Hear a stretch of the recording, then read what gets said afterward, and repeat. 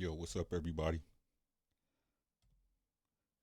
It's your boy Ricky Williams coming at y'all with the recap of last night's fights that we had by PBC in the beautiful city of Atlanta, Georgia. We talking about Gervonta Tank Davis, the headliner versus Mario Barrios, and also a great fight we have for the co-main. That's going to be Erickson Lubin versus Rosario, Banan.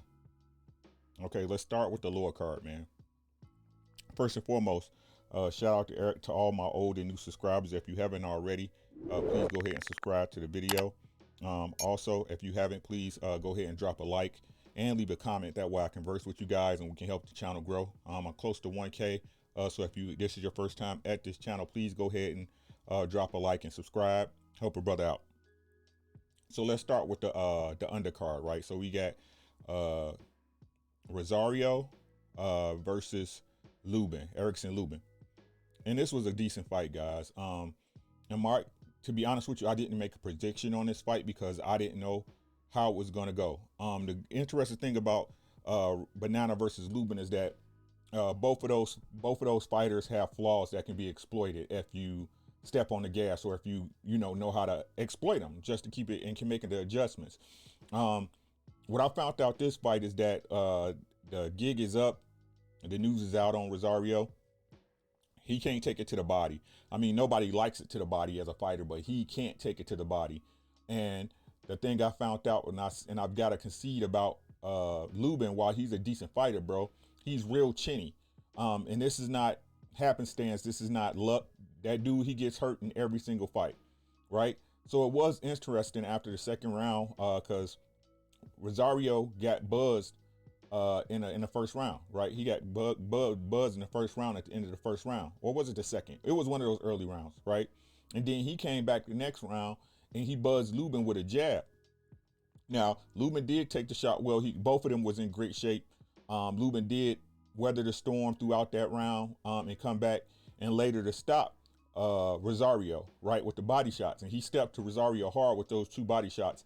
But for both of these guys, I'm going to be honest, if they want to get in there with the likes of Jamel Charlo, even though I don't rock with him like that right now, or any of those top tiers, I think they have a problem. I mean, at 154, they all kind of on an even kill with Jamel being the top dog of that division.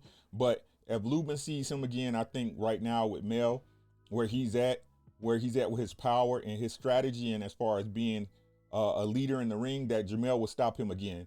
The fight I want to see is Lubin versus J-Rock. I think that's the fight to see right now.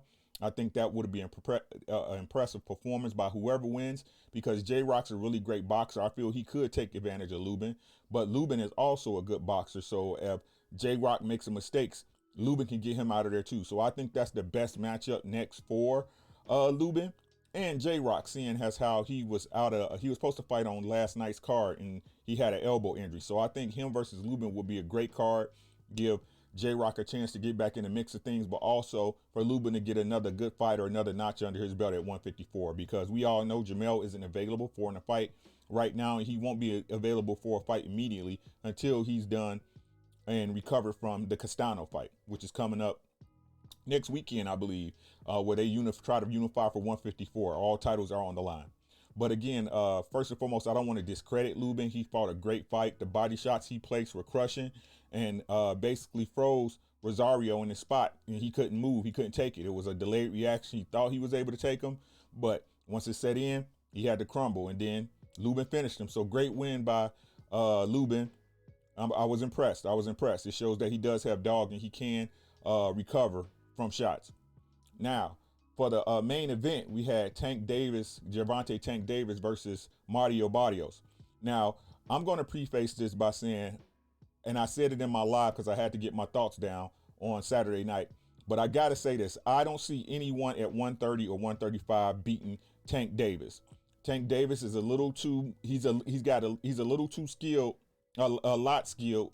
No, that's what I'm going to say, because Tank really hasn't had to show us a lot as far as skill. I mean, we know he's quick. He's got great hands, fast hands, power in both, great feet, and I can say damn near elite defense. But he has just too much skill and too much dog for these guys at the lower weights to rock with him. Now, that's not taking anything from Mario Barrios. Mario Barrios came in shape, had a full camp, and was able to do some things to Tank. He was ripping Tank to the body in the later rounds, and I seen a couple of shots where I thought he hurt Tank, but the dog in Tank wouldn't let it affect him. He wouldn't let it affect him. He walked through 140-pounder shots and got in there and got him out of there. Now, Tank Davis was impressive. I think that if you're trying to deny that Tank is not a special fighter, you're simply hating. I think, again, he beats everybody at 130 and 135, including your Lomachinkos, your Devin Haney's, your Teofimos. I just think Tank is too versatile. He's too strong. He's too skilled. He's too smart. And he got way too much dog in him. I mean, even if you had somebody like a Devin Haney that a lot of people believe could outbox him, I think Tank would outdog him, right? Devin's a great fighter. Like technique, Devin's one of the best out there. But I think when it comes down to it, and this fight showed me last night that if it comes down to where the rubber meets the road, Tank is going to walk to you and force you to fight him. And if you don't have enough power to get Tank off you, we saw what happened. Mario Barrios was hurt with an extreme body shot. He was also hurt early in that fight with a right hook that he threw off, a jumping right hook that he threw off the jab, looking like a little baby Floyd Mayweather, to be honest with you. Tank has arrived. Tank has arrived. Even though for all this time I've been saying, hey, Tank's the truth, Tank's the truth, he's going to keep showing y'all he's the truth. And none of these guys in the lower weight classes is going to be able to match him. No apologies. No exceptions. Tank is a monster in there. So what's next for Tank Davis? And this is the great thing. People talk about, oh, he's ducking ABC fighter. He's ducking ABC fighter. I don't see that. I see he's being moved carefully. And again, I don't see none of these guys at 130 and 135 actively calling out Tank. They say his name in passing. They say his name in passing. They do not call him out because, honestly, I think they don't want those problems. I just think they don't want those problems, right? So what's next for Mario Barrios? Mario Barrios has nothing to be ashamed about in this fight. He had a great showing. He gained a fan out of me. Mario, if you see this video, where can I buy some apparel? Where can I, some merch to support your career? Because I will feel honored to wear one of your t-shirts because you did you fought a hell of a fight last night. And a lot of the shots that Mario Barrios hit Tank with, a lot of other 135 or 130 pounders would have dropped. They would have went down. Those body shots he was hitting him with was clean and vicious. Tank just different. He's a special fighter. I've been saying he's a special fighter, and last night proved it. What's next for Tank Davis? The great thing about Tank Davis, and I moved away for this thought, so I apologize. But the great thing about what's going on with Tank Davis, he has options.